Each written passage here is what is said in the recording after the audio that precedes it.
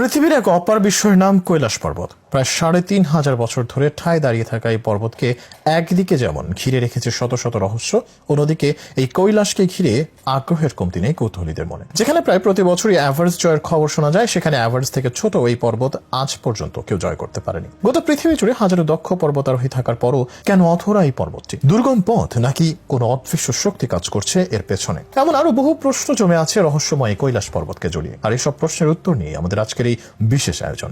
মিশরের পিরামিড যেমন হাজারো ঘটনার রাজ সাক্ষী হয়ে দাঁড়িয়ে আছে, ঠিক তেমনি পিরামিডের মতোই তিব্বতের পশ্চিমে দাঁড়িয়ে আছে কৈলাস পর্বত। দাবি করা হয় কৈলাসের মতো রহস্যময় পর্বত পৃথিবীর বুকে দ্বিতীয়টি নেই। কৈলাসের কোল ঘেঁষে থাকা স্থানীয় মানুষ থেকে শুরু করে এই পর্বত জয়ের চেষ্টা করা আরোহীরা এমন অনেক আশ্চর্য ঘটনার বিবরণ দিয়েছেন যা চমকে দিবে যে কাউকে। হিন্দু মতে মাউন্ট মেরুর একটি অংশ হল কৈলাস। তিব্বতী ঐতিহ্য অনুযায়ী ১১ শতকে মিলারিপা নামে এক বজ্রযানী বৌদ্ধ সন্ন্যাসী এই পর্বতের চূড়ার কাছাকাছি উঠতে সমর্থ হয়েছিলেন। তিনি নাকি সেখান থেকে ফিরে এসে সকলকে সাবধান করেন যে ঈশ্বরের বাসস্থানে না যাওয়াই ভালো। তারপরেও নাকি অনেকে সেখানে যাওয়ার চেষ্টা করেছিলেন, কিন্তু তারা হয় পথভ্রষ্ট হয়েছেন অথবা দুর্যোগপূর্ণ আবহাওয়ার কারণে মারা গিয়েছেন। ফলে অধরাই থেকে গিয়েছে কৈলাস পর্বতের চূড়া। কৈলাস পর্বতের আকার পিরামিডের মতো হওয়ায় অনেকে একে পৃথিবীর কেন্দ্র বলেন। এটি কসমিক এক্সিক বা ওয়ার্ল্ড পিলার নামেও পরিচিত। বিশ্বাস করা হয় কৈলাসেই স্বর্গ এসে পৃথিবীতে মিলেছে।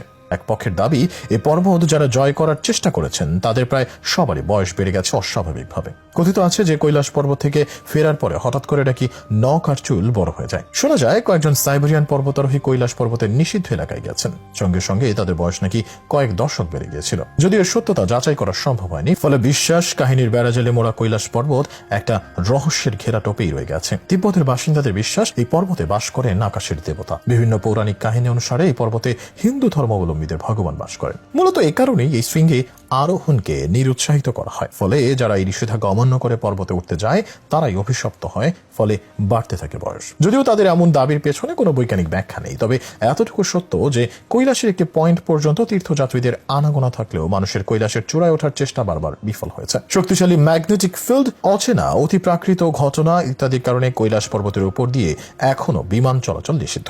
তবে যে বিজ্ঞান তিব্বতের বাসিন্দাদের বিশ্বাসকে মন গড়ার কেচ্ছা বলে দাবি করছে, তারাও ব্যর্থ হয়েছে এই অজেয় পর্বতকে জয় করতে। আজ পর্যন্ত কোনো যাত্রী, বিজ্ঞানী বা স্যাটেলাইট এই শৃঙ্গের কোনো রহস্য উদ্ঘাটন করতে পারেনি। এর চূড়ায় আরোহণ করার কোনো সূত্র আবিষ্কার করা সম্ভব হয়নি। কৈলাস পর্বতের নিকটে পৃথিবীর অন্যতম বিশুদ্ধ পানির হ্রদ এবং নোনা জলের হ্রদ অবস্থিত। এই হ্রদ প্রাকৃতিক উপায়ে নির্মিত হয়েছে নাকি মানুষ কর্তৃক, তা এখন রহস্য হিসেবে রয়ে গেছে। অনেকে মনে করেন যে কৈলাস পর্বতের চারদিকে অতি প্রাকৃত শক্তির অস্তিত্ব রয়েছে। এখানে আধ্যাত্মিক গুরুর সাথে টেলিপ্যাথি সিস্টেমের মাধ্যমে যোগাযোগ করা যায় বলে মনে করা হয়। এখানে তুষার মানবের উপস্থিতি রয়েছে বলে বিশ্বাস করা হয়। যারা এই পর্বতের শৃঙ্গে আরোহণের চেষ্টা করেছেন সবার সঙ্গে অতি প্রাকৃত ঘটনা ঘটেছে, যেমন শরীর কাজ করা বন্ধ করে দেয়, দম বন্ধ হয়ে আসা, বয়স বৃদ্ধি, হাত পায়ের নখ বড় হয়ে যাওয়া। এদিকে রাতের আধারে কৈলাসের রূপ বদলে যায় বলে বিজ্ঞানীরা খেয়াল করে দেখেছেন। কৈলাস পর্বতকে আরো বেশি দুর্গম করে রেখেছে সেখানকার ঝোড়ো হাওয়া। হাড় কাঁপানো ঠান্ডায় এই বাতাসের বিপরীতে লড়াই করে বরফাবৃত খাড়া ঢালবে এই পর্বতে আরোহণ প্রায় অসম্ভব বলেই স্বীকার করেছেন পর্বতারোহীরা। এ কারণে অনেকে ব্যর্থ হয়েছেন। রাতের অন্ধকারে কৈলাস পর্বত থেকে রহস্যময় আওয়াজ শুনতে পাওয়া যায় বলে দাবি করা হয়। মনে করা হয় আলো এবং শব্দের মিথস্ক্রিয়ার মাধ্যমে এটি উৎপন্ন হয়ে থাকে।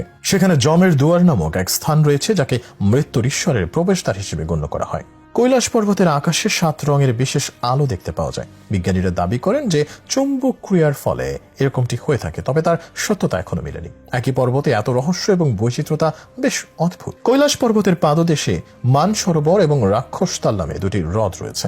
এটি বিশ্বাস করা হয় যে এই দুটি হ্রদ ইয়েন এবং ইয়াংকে প্রতিনিধিত্ব করে, যার মধ্যে একটির আকৃতি সূর্যের মতো এবং অন্যটি চাঁদের মতো। অন্যদিকে একটি মিষ্টি পানির হ্রদ এবং অন্যটি নোনা পানির হ্রদ। শুধু তাই নয়, এটাও অনেকে বিশ্বাস করেন যে মানসরোবর আলোর প্রতিনিধিত্ব করে, অন্যদিকে রাক্ষসতাল অন্ধকারের প্রতিনিধিত্ব করে। অনেক বিজ্ঞানী বিশ্বাস করেন যে কৈলাস পর্বত প্রকৃতির সৃষ্টি হলেও অত্যন্ত প্রতিসম এবং নিখুঁত। তবে অনেকের ধারণা যেহেতু এই পর্বত কার্যকরভাবে লম্ব, তাই এটি একটি মানব সৃষ্ট পিরামিডও হতে পারে এবং সবচেয়ে বড় হতে পারে। এটাও বিশ্বাস করা হয় যে কৈলাস পর্বতের চূড়াটি বেশ কয়েকটি ভ্যাকিউম পিরামিডের একটি গ্রুপের সমন্বয়ে গঠিত এবং এটি একটি প্রাচীন সভ্যতার মাধ্যমে গঠিত হয়েছিল। শুধু তাই নয়, অনেকে মনে করেন সে প্রাচীন সভ্যতা সেসবের তুলনায় অনেক বেশি উন্নত ছিল। 1936 সালে অস্ট্রিয়ান ভূতত্ত্ববিদ এবং পর্বতারোহী হার্বার্ট টিচি গুরলা পর্বতাঞ্চলে অভিযান চালান। সে সময় তিনি স্থানীয় জনপদগুলি থেকে খোঁজ নিতে থাকেন কৈলাসের বিষয়ে। তার প্রধান জিজ্ঞাসা ছিল কৈলাস কি আদৌ আরোহণযোগ্য কিনা। এ সময় এক তিব্বতী গোষ্ঠীপতি তাকে জানান কেবলমাত্র সম্পূর্ণরূপে পাপশূন্য মানুষই কৈলাসে আরোহণ করতে পারেন। সেক্ষেত্রে তিনি মানুষ থেকে একটি পাখিতে রূপান্তরিত হন এবং সোজা কৈলাস শীর্ষে উড়ে যেতে পারেন। বলাই বাহুল্য, গোষ্ঠীপতির এই বক্তব্যে রয়েছে আধ্যাত্মিক ব্যঞ্জনা। মানুষের পক্ষে যেমন পাখি হওয়া অসম্ভব, এই পর্বত জয়কেও অসম্ভব বলেই ধরে নেওয়া হয়। যদিও এখনো কেউ এই চূড়ায় ওঠেনি, তবে লাখ লাখ তীর্থযাত্রী হাজারো বছর ধরে এর আশেপাশে ঘুরছে সুখী হওয়ার আশায়। অনেকেই বারবার অবনত হয়ে পর্বতের উদ্দেশ্যে প্রণাম জানাতে চারপাশে যে 50 কিলোমিটার ট্র্যাক আছে সেই পথে হেঁটেছেন।